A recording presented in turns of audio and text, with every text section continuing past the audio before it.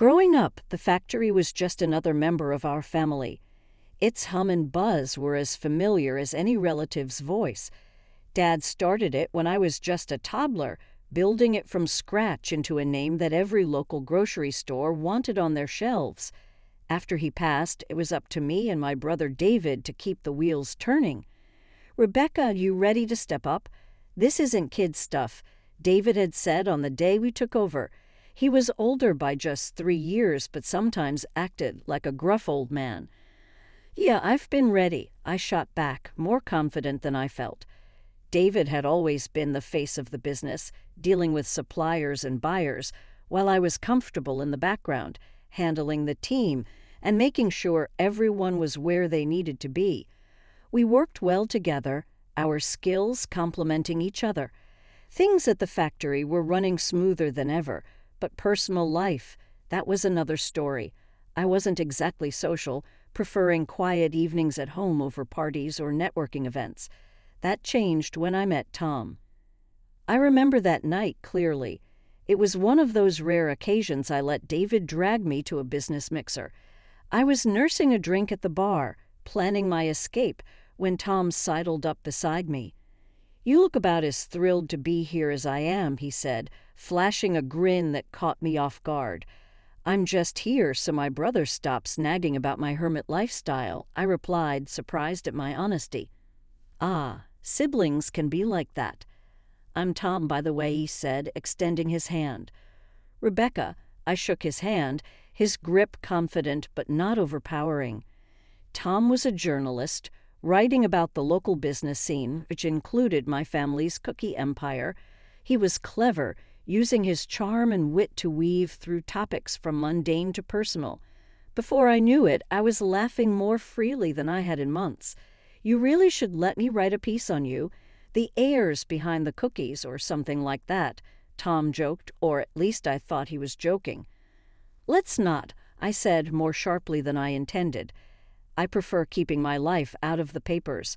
"Fair enough," he nodded, not pushing further, which I appreciated despite my initial resistance. Tom was persistent. He sent me messages, light and teasing at first, gradually becoming more frequent and personal. I found myself waiting for them, eager for the distraction from the everyday stress of business. David noticed the change in me one evening as we were closing up the office. He cornered me about it. "Who's the guy?" he asked bluntly. "What guy?" I tried to keep my face neutral. "Don't play dumb.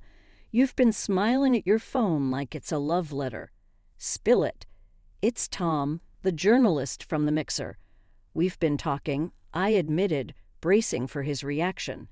David frowned, his protective instincts flaring up. "Just be careful, Rebecca. Guys like him, they can smell money and opportunity." 6 months later, I was walking down the aisle toward Tom, my heart full of hope for the future. The prenup was David's idea, and though Tom wasn't thrilled, he signed it. It was just a piece of paper, I told myself, a precaution we'd never need. I believed in us, in the promise of what we could be together. Life with Tom started like a whirlwind. Suddenly, I was part of a glamorous world, often at arm's length with photographers snapping our pictures as we attended high-profile events. Tom thrived in the spotlight, using every outing as a chance to boost his online presence. One evening, as we were getting ready for another big gala, Tom was fussing more than usual. He held up 2 ties, a silver and a blue one, turning to me. "Which one?" "The silver is flashy, good for photos, but the blue, it pops on camera," he pondered out loud, genuinely torn. "Go with the blue, it suits you better," I said, keeping it simple, my mind more on the comfort of my heels than his tie color. Tom nodded and went with the blue, but not before taking a few selfies in the mirror. He posted them on his blog with the caption, "Which tie helped me choose?" He smiled at his phone as responses flooded in. At these events I felt out of place. While Tom schmoozed, I often found myself tucked away in a corner, observing the crowd rather than being part of it. He would come over every so often to check on me, each time a bit more animated as the wine flowed. "Rebecca, you should try mingling a bit. People are dying to know more about the woman behind the cookie empire." Tom nudged one night, his speech slightly slurred. I nodded, not wanting to argue. It was his night after all. As he walked away, I overheard him telling someone about his expansive lifestyle that our marriage had granted him. It irked me how he spun our life together into content for public consumption. As the months rolled on, the pattern continued. Tom's blog grew, fueled by the snippets of our life he broadcasted. I became more reclusive, retreating into the sanctuary of my work at the factory. The cookie business was booming, and I threw myself into it, finding solace in the familiar chaos of production lines and staff meetings. David noticed the change in me during one of our late-night check-ins at the factory. He leaned against a packing machine, a concerned look on his face. "You've been quiet. Everything okay with Tom?" he asked, his voice cutting through the noise of the warehouse. It's fine. Just the usual ups and downs," I shrugged, not wanting to admit how strained things had become. "Rebecca, remember what I said. Money changes people. Be careful," David warned, his tone serious. "I know, David. I'm keeping my eyes open," I reassured him, though I felt anything but reassured as I drove home that night, the factory's lights fading in my rearview mirror. I couldn't shake the feeling that the glamorous life Tom so loved was more of a facade, and I was trapped behind it, playing a part I never auditioned for. We worked well like that, but when the need for a new finance director came up, it fell on me to find the right fit. That's how Emily came into the picture. She was sharp and had a knack for numbers that impressed even David, which wasn't easy. Soon enough, she was not just crunching numbers at work, but also a regular at our home during the late-night strategy sessions David and I held. Tom usually just hovered around these meetings, a glass of wine in hand, barely hiding his boredom. He never really got the business, nor did he try to. But with Emily's arrival, there was a shift. I noticed how his eyes followed her around, lighting up whenever she spoke about financial forecasts or new funding strategies. However, Tom's interest seemed more personal than professional. I brushed it off initially, chalking it up to his usual charm. He always did enjoy charming, intelligent women, and Emily fit that bill. Yet something in my gut twisted a bit each time I saw them laughing together, a little too closely for comfort. One evening, after Emily had left and Tom was in his study, supposedly working on an article, I decided to clear the air. Tom caught a sec. I leaned on the doorframe of his study, watching him stare at his screen. He glanced up, a little startled. "Sure, what's up?" "It's about Emily. You guys seem to be hitting it off," I said, trying to keep my tone neutral but firm. Tom raised an eyebrow, his fingers pausing over the keyboard. "What do you mean?" "We're just talking shop, business." "Yeah, I get that. Just seems like you're really into those conversations. Just making sure it's all it is," I pushed, needing to hear him say it. He chuckled, a bit too casually. "Rebecca, you're worrying about nothing. She's smart and has good ideas. That's all I'm interested in." As Tom went back to his typing, I couldn't shake off the discomfort. His reassurances did little to soothe the doubts creeping up on me. I found myself confiding in David more than ever during our late-night sessions after Emily and the other staff had left. "Everything okay with you and Tom?" David asked one night as we reviewed some shipment schedules. "It's fine. He's busy with his trips, and I'm here with the cookies," I shrugged, trying to sound nonchalant. David frowned, not buying it. I don't like that guy much. Always thought he was a bit slick. Just watch yourself, Rebecca." "I am, David. Thanks," I said, grateful for his concern, but feeling the weight of my marital woes grow heavier. Despite this, life at home and work kept marching on. Tom's travels, for whatever stories he was chasing, became more frequent, and oddly enough, I was relieved. His trips meant fewer awkward dinners and less tension between him and Emily. I focused on the company, pushing those nagging thoughts aside. The factory was gearing up for a major expansion, and I threw myself into the work. The company was celebrating a record-breaking quarter, and David and I decided to throw a big party for the whole team. The venue was decked out, the music was lively, and the air was buzzing with laughter and chatter. Tom was there too, of course. He had his phone out, capturing everything for his blog. "This is going to be great content," he said, winking at me as he filmed the decorations and the crowd. I forced a smile, still uneasy about broadcasting our personal lives. As the party went on, I needed a break from the noise and slipped out to the quieter foyer. That's when I heard them, whispers that weren't meant for my ears. Curiosity piqued. I edged closer to the partition, my heart pounding in my chest. There was Tom, in a far too intimate embrace with Emily. The sight knocked the wind out of me, but it was their words that cut deeper. "Just wait till Rebecca's money hits our account. We'll be out of here, away to our dream house abroad," Tom whispered, his voice thick with greed and deception. Emily giggled, her voice tinged with contempt. "Can you believe how clueless she is? What a stupid chicken." The room spun as their laughter pierced through me. They were using me, mocking me. The pain was sharp and raw, and it burned through my shock.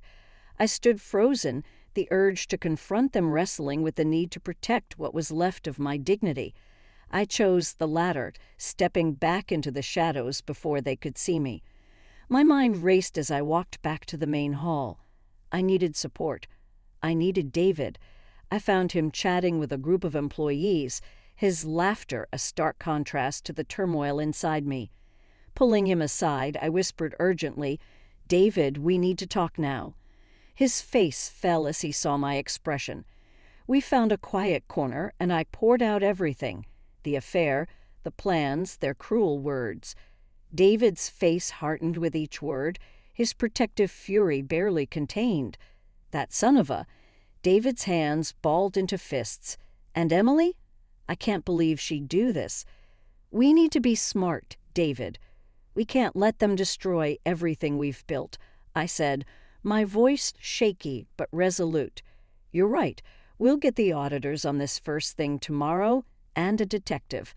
We'll do this quietly, gather all the evidence we need to nail them both," David said, his tone ice-cold. The rest of the night was a blur. I went through the motions, smiling and chatting, while inside a storm raged. Tom came up to me several times, oblivious to the fact that I knew everything. Each time it took all my strength not to reveal anything. The morning after the party, I was at the office early. David had arranged everything by the time I arrived. "They'll be here in an hour. I've told them it's a routine check, nothing to raise suspicions," he informed me as I stepped into his office. "Good. We can't tip them off, not yet," I replied, trying to steady my nerves. The auditors were thorough. They set up in one of the conference rooms with stacks of financial statements, invoices, and bank records. I tried to focus on my work, but my mind kept drifting to the auditors and what they might find. Around mid-afternoon, one of the auditors called us into the conference room.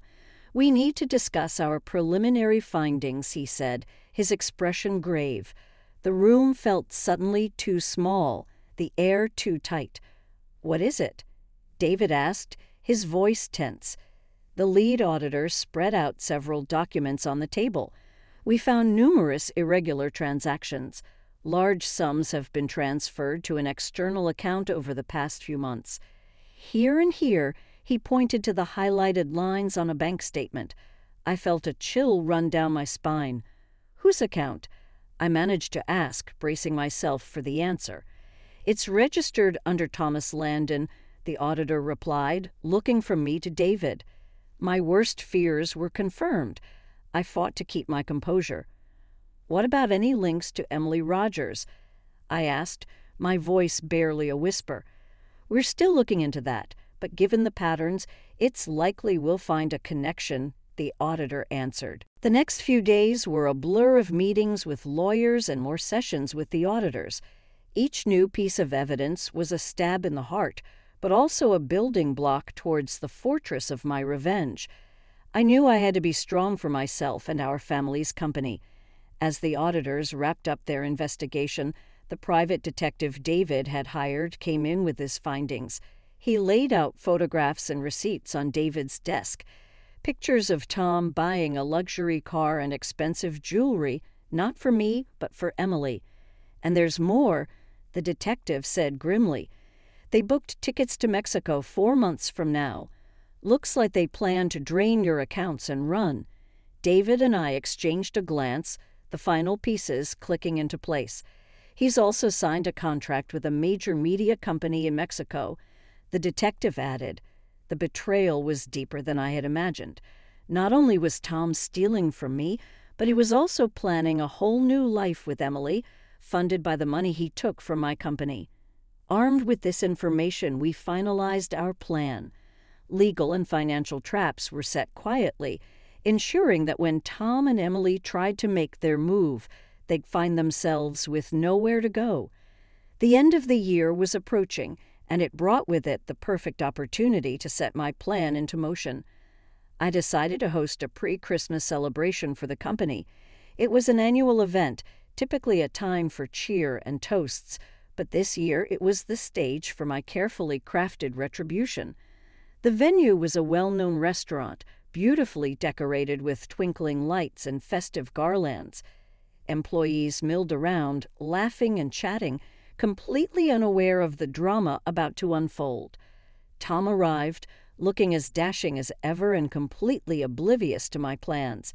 He went straight to work, filming the decorations and guests, and broadcasting live to his blog followers. "Looking stunning bathed," Tom said, coming over to give me a quick peck on the cheek before returning to his video. "Thanks, Tom. Make sure you get good shots," I said, my tone light, masking the storm inside. The evening progressed smoothly, and after dinner it was time for the main event.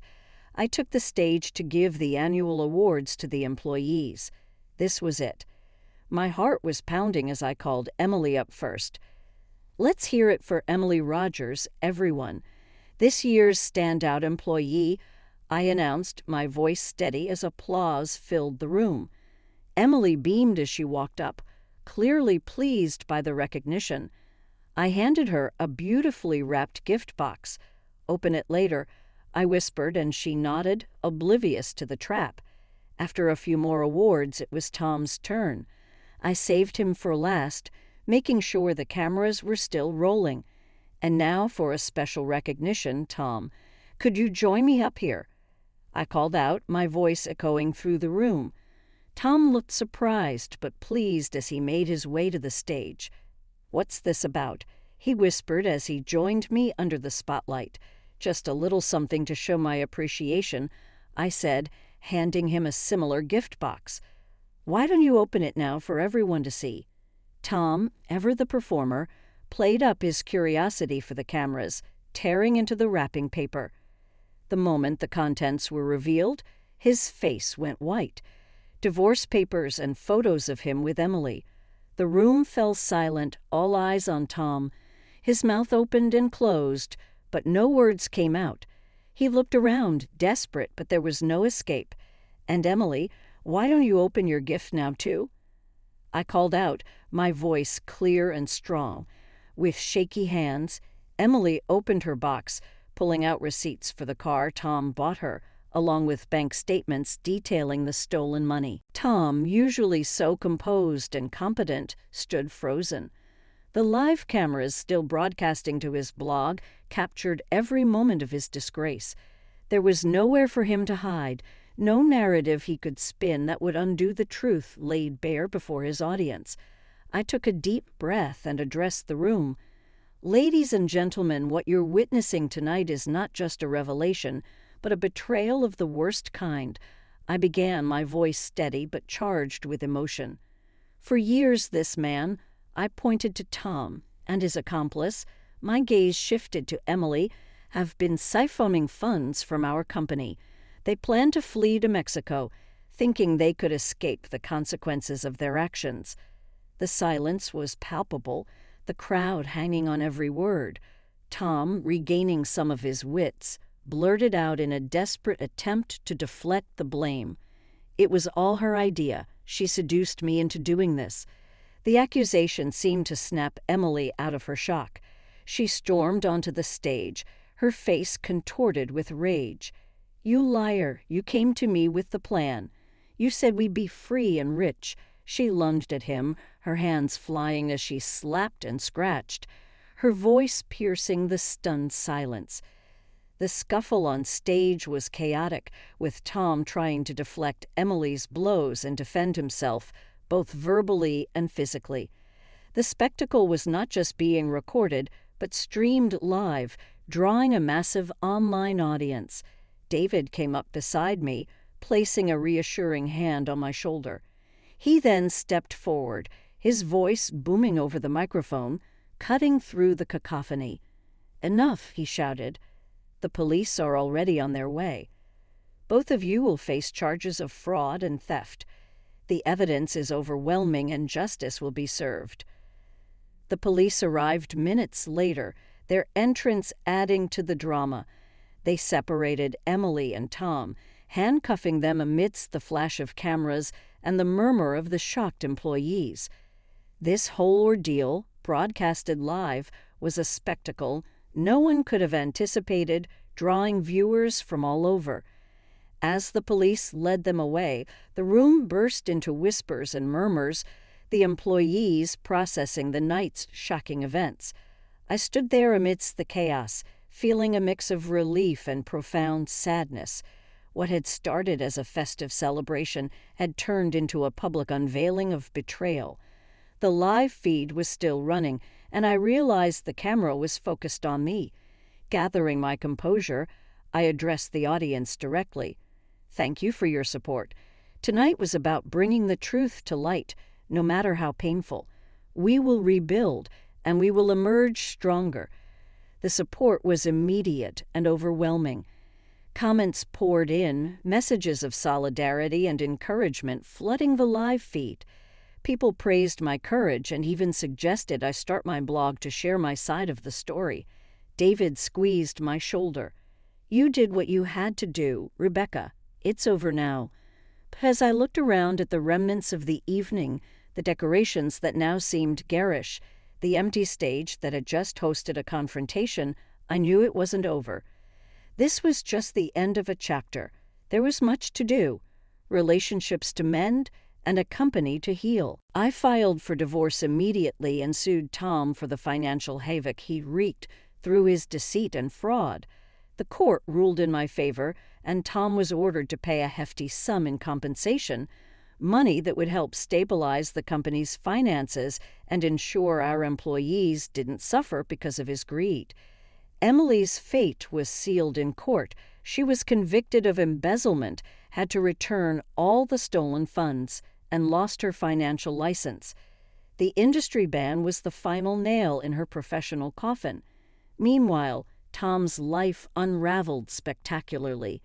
The Mexican media company he planned to escape to terminated his contract when they caught wind of his criminal activities. No one else wanted to touch him.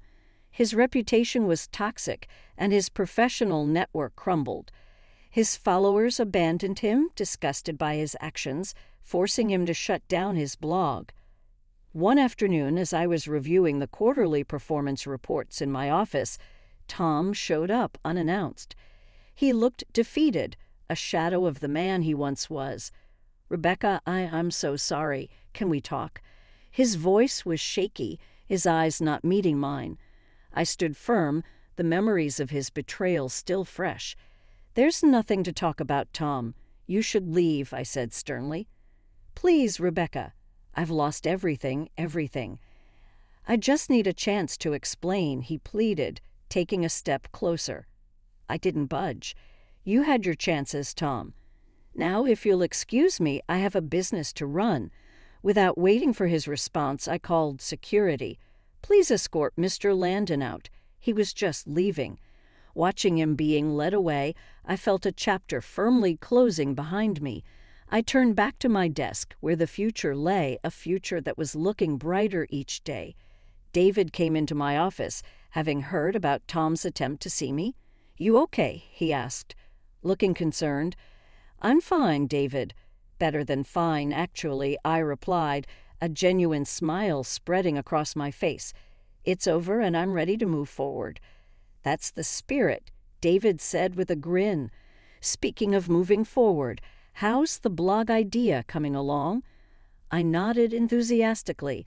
"I'm thinking bigger, a video blog or vlog, to connect directly with our customers and share our journey. Transparency, recovery, innovation. Make it a platform for dialogue." David's eyes lit up. "Brilliant idea. It puts a face to the name and makes it personal. Let's not just bounce back. Let's leap forward." As the vlog took shape, I felt a renewed sense of purpose. I was not just rebuilding a company, I was creating a community. Each video we posted built more engagement and more support. People appreciated the honesty and the efforts we were making to ensure such betrayals never happened again. Thanks for watching. How did you find the story? Let me know in the comments below. Remember to like this video and subscribe to our channel for more awesome stories like this. Your feedback and support mean a lot.